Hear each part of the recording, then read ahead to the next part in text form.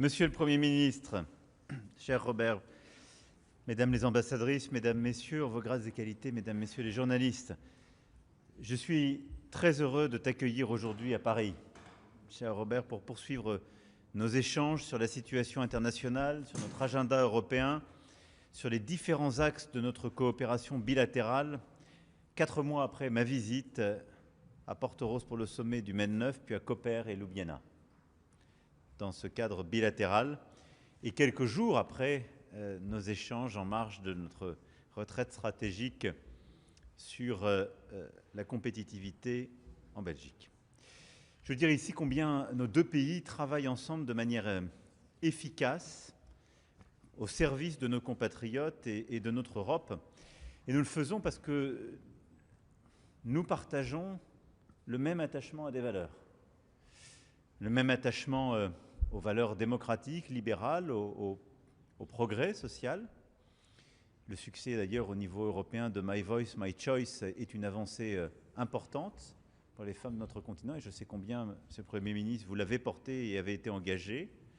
Nous avançons au service des combats communs qui sont les nôtres, celui de la paix et de la stabilité du continent européen.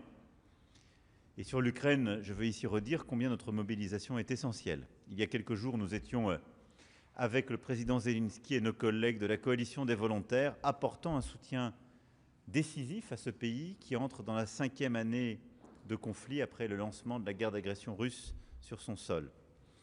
Notre soutien, c'est la poursuite d'un soutien financier et militaire, la mise en œuvre sans délai du prêt de 90 milliards d'euros à l'Ukraine, conformément à l'accord conclu au Conseil européen de décembre dernier, la pression que nous devons poursuivre sur la Russie, à travers les sanctions européennes qui sont les nôtres, mais aussi l'action concrète contre la flotte fantôme, et l'accélération de nos travaux sur des garanties de sécurité robustes pour l'Ukraine, enjeu central pour notre sécurité. Et je veux vous remercier, Monsieur le Premier ministre, pour nos convergences sur tous ces sujets, comme aussi sur beaucoup de sujets du Proche et du Moyen-Orient, en Iran, au Liban, à Gaza, où vous avez constamment fait preuve d'engagement. Et je veux ici le dire, nous avons été toujours extrêmement alignés, et nous le sommes. Et je veux féliciter la Slovénie qui a achevé son mandat de membre non permanent du Conseil de sécurité de l'ONU pour la période 2024-2025 et s'est montrée très active sur tous ces sujets. Le travail commun qui est le nôtre au service de nos peuples et l'efficacité que nous voulons avoir à cet égard, c'est aussi celui que nous menons pour une Europe plus forte, plus compétitive et plus souveraine. Cette autonomie stratégique que nous portons, à laquelle nous croyons l'un et l'autre, produit des résultats très concrets pour nos compatriotes et est essentielle pour la prospérité et l'indépendance de notre Europe. C'est celle par laquelle nous défendons à la fois plus de simplification, de diversification commerciale, mais aussi d'investissement public et privé dans les capacités d'innovation de rupture tout particulièrement, et d'une union des marchés de capitaux, et par laquelle nous défendons une préférence européenne qui permet à la fois de protéger des secteurs qui sont attaqués et de développer des secteurs technologiques en rupture ou sur lesquels nous avons à bâtir plus d'autonomie. Sur ces 4 piliers de notre stratégie de croissance, d'autonomie stratégique européenne, nous nous retrouvons. Nous échangerons également dans un instant sur les enjeux de l'élargissement et notre volonté d'accompagner les Balkans occidentaux dans leur chemin vers l'Europe. Et votre pays a ô combien aussi à apprendre à tous ces pays et je le sais, vous le faites à chaque fois avec beaucoup d'esprit de responsabilité, aider notre Europe à réussir sur ce chemin. Enfin, nous évoquerons notre relation bilatérale suite au renforcement de notre partenariat stratégique dans le domaine de la défense, et je vous remercie de votre confiance par l'acquisition des systèmes français César. Dans le domaine économique, nous étions ensemble aux côtés de cette réussite franco-slovène, Novo Mesto, le modèle Renault Twingo e-Tech électrique, qui montre combien la production industrielle se redéveloppe par l'électrification et la transition en Europe et en particulier dans votre pays avec une entreprise française. Je pense aussi à la co-entreprise créée entre le port de Lucca-Koper et CMA-CGM, rôle essentiel pour la connexion de l'Europe et de l'Adriatique aux routes maritimes mondiales. Dans le domaine énergétique, nos deux pays font le choix du nucléaire et le sommet de Paris le 10 mars prochain nous permettra d'approfondir ces coopérations, celle entre nos savants, nos scientifiques, nos industriels, et évidemment pour renforcer une intégration européenne des réseaux électriques. Et puis nous voulons faire davantage en matière d'intelligence artificielle, entre nos champions de l'intelligence artificielle. Je veux ici saluer le leadership que vous avez toujours montré sur ce sujet, votre volonté d'avancer, l'écosystème d'excellence que vous bâtissez en Slovénie, et les acteurs français, les entreprises françaises sont tout à fait disposés à y participer. Et en particulier, nous avons l'entreprise commune européenne EuroHPC. Mais là aussi, cette stratégie pour l'IA, pour le quantique, pour le calcul quantique en Slovénie, le partenariat entre la Slovénie et la France se font au service d'une souveraineté technologique européenne renforcée. Voilà ce que je voulais dire sur notre affinité, les grands projets européens et bilatéraux que nous menons et qui sont ô combien importants. Je voudrais dire également un mot sur ce qui a été annoncé ce matin au sujet du Mercosur. La Commission européenne a fait le choix unilatéral d'appliquer provisoirement l'accord avec le Mercosur, alors même que le Parlement européen ne l'a pas voté. Elle assume ainsi une très lourde responsabilité. Au moment où je vous parle, d'ailleurs, plusieurs pays du Mercosur n'ont toujours pas ratifié ce traité. Je pense au Brésil. C'est une grande responsabilité vis-à-vis des agriculteurs qui ont exprimé leur inquiétude et pour lesquels les Européens n'ont pas encore apporté la visibilité nécessaire. Nous sommes au début de la négociation sur la future politique agricole commune. On ne leur donne pas la clarté sur ce qui dépend de nous, on leur ajoute de l'incertitude sur des choses sur lesquelles ils ont exprimé celle-ci. Et puis, c'est aussi une lourde responsabilité vis-à-vis des citoyens européens et de leurs représentants qui n'ont pas été dûment respectés. En substance, pour la France, c'est une surprise, et une mauvaise surprise. Et pour le Parlement européen, c'est une mauvaise manière. En tout cas, pour ce qui nous concerne, nous serons vigilants et nous veillerons à ce que nous avons durement négocié durant ces derniers mois soit respecté. La surveillance renforcée des secteurs sensibles, la sauvegarde agricole que nous avons initiée, qui est très importante et qui doit être appliquée et scrutée, l'adoption des mesures miroirs, je pense en particulier aux pesticides identifiés, et le renforcement des contrôles sanitaires en pays tiers et aux frontières de l'Union. Nous serons intraitables sur le respect de ces règles parce que notre Europe a beaucoup alourdi les règles sur nos producteurs ces dernières années. Et donc, je ne défendrai jamais un accord qui est laxiste à l'égard de ce qu'on importe et dur à l'égard de ce qu'on produit chez nous. Parce que c'est incohérent pour le consommateur européen et c'est criminel pour la souveraineté européenne. Voilà ce que je voulais dire sur ce point, parce qu'il est tombé ce matin. Mais en tout cas, Monsieur le Premier ministre, cher Robert, je vais te redire combien je suis heureux de t'accueillir une nouvelle fois à Paris et te dire combien je suis heureux aussi de tout le travail que nous faisons au service de nos concitoyens slovènes et français, au service de notre Europe et au service d'une plus grande indépendance et autonomie stratégique européenne. Merci d'être là.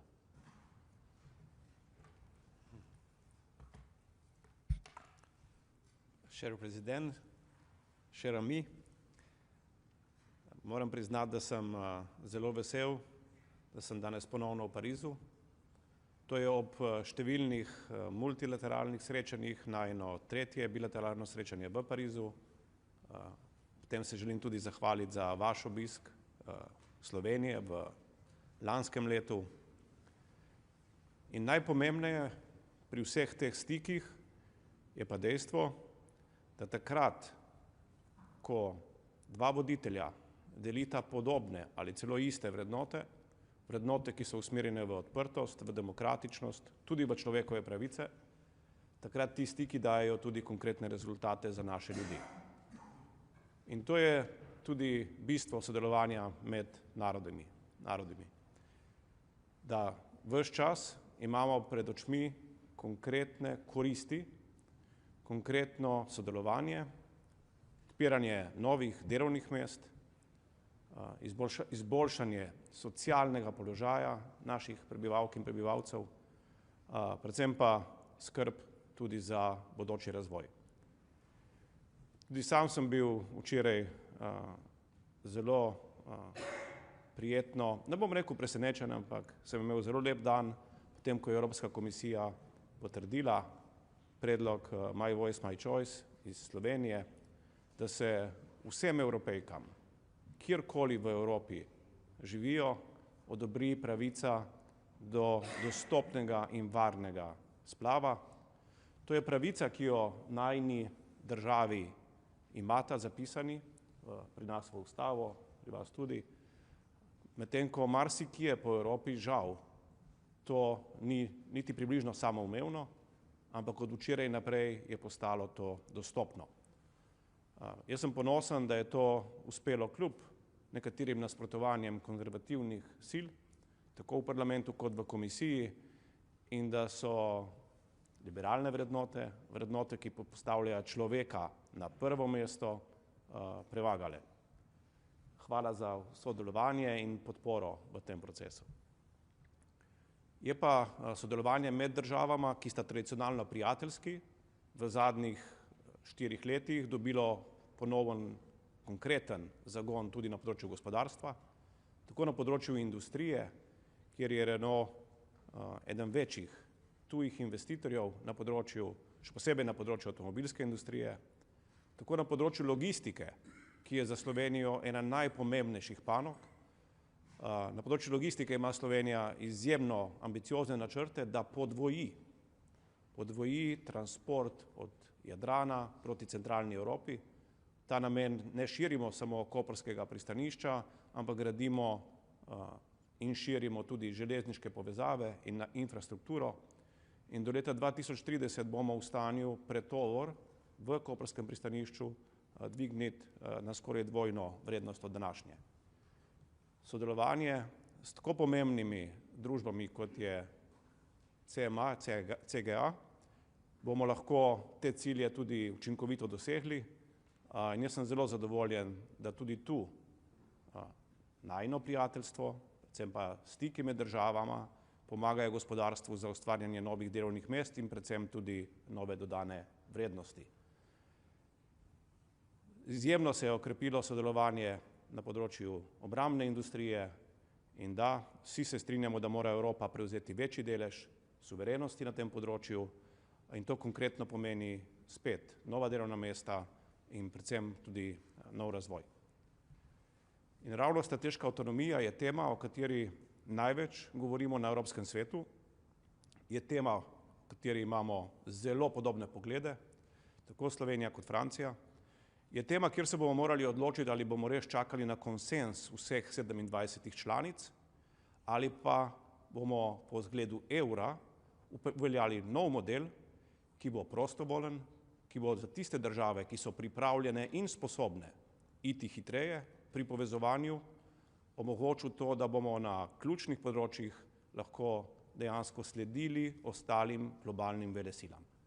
Jaz sem osebno prepričan, da ideje in pogledi, ki prihajajo iz Francije, so edini pravilni, če želimo v tekmi, v globalni tekmi, kot Evropa držati korak s svetom. Slovenija je pripravljena temu tempu slediti, smo sposobni, zato da lahko skupaj z ostalimi naprednimi evropskimi članicami to tudi naredimo. Strateška avtonomija obsega več področij, namenoma bi rad izpostavil 3, na katerih si obetamo še poglabljanja v bodoče. Na eni strani kapitalski trgi, bančna unija, na drugi strani vesolje. Prepričan sem, da mora Evropa vzpostaviti strateško avtonomijo v vesolju in čisto na koncu, pa čeprav je to mogoče tudi ena od glavnih tem, napredne tehnologije, predvsem napredne tehnologije na področju umetne inteligence. To področje bo zagotovo radikalno spremenilo razvoj družbe v naslednjih 10 letih. Evropa, še posebej Francija, je zaenkrat še vedno dobro pozicionirana, imamo vse v svojih rokah, zato da ne samo vzpostavimo suverenost, ampak da tudi narekujemo bodoči razvoj.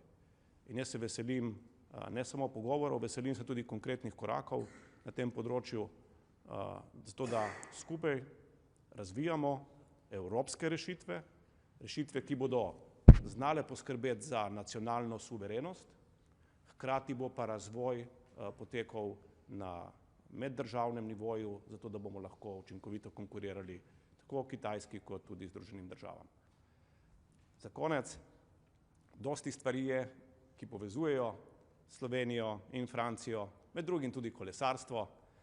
Tudi tu smo vzpostavili zelo dober dialog z organizatorji Tour de France in jaz sem prepričan, da nekoč v prihodnosti, če tudi leto še ni znano, bo Grand Depart v Sloveniji in da bo to tudi še en korak naprej, ki bo pokazal, kako sta najini državi ne samo povezani, ampak kako sta si po svoje podobni in kako naj tista različnost, ki ostaja, samo še bolj povezuje.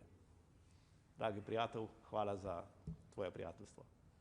Merci, Monsieur le Premier ministre. Et je le confirme, même si je ne suis pas Monsieur Prudhomme.